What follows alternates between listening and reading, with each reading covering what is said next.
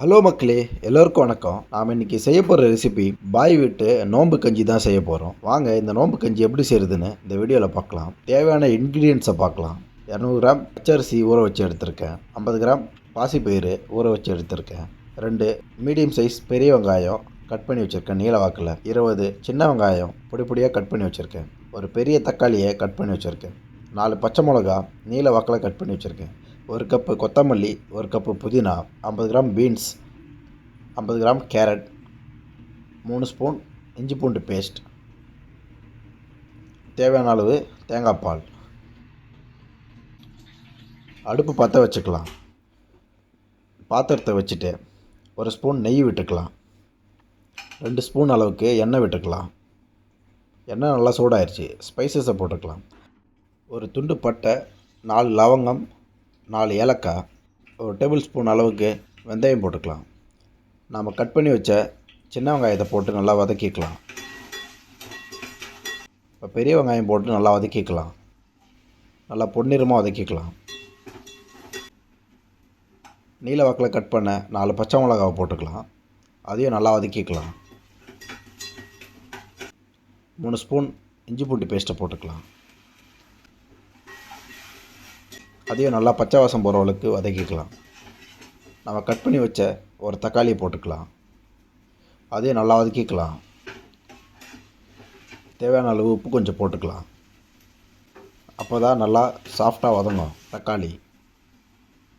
1 cup புதினாவை போட்டு நல்லா வதக்கிக்கலாம். 1 கப்பு கொத்தமல்லி போட்டு நல்லா வதக்கிக்கலாம். இப்போ 50 கிராம் கேரட் போட்டுக்கலாம். 50 கிராம் பீன்ஸ் போட்டுக்கலாம். இது எல்லாத்தையும் சேர்த்து நல்லா வதக்கிக்கலாம்.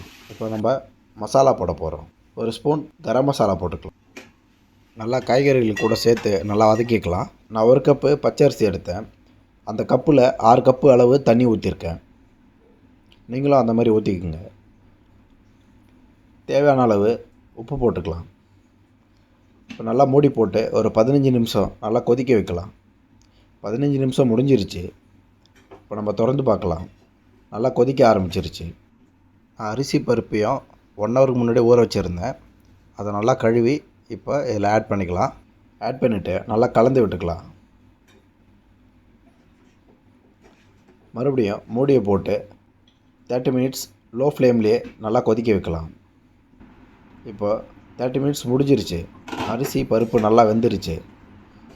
கடைசியாக தேங்காய் பால் ஊற்றிக்கலாம். ஒரு கைப்பிடி அளவு கொத்தமல்லி போட்டு நல்லா கலந்து விடலாம்.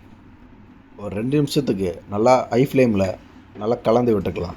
சுவையான பாய் வீட்டு நோம்பு கஞ்சி தயாராகிடுச்சு. நீங்களும் உங்கள் வீட்டில் செஞ்சு சாப்பிட்டு சந்தோஷமாக இருங்க.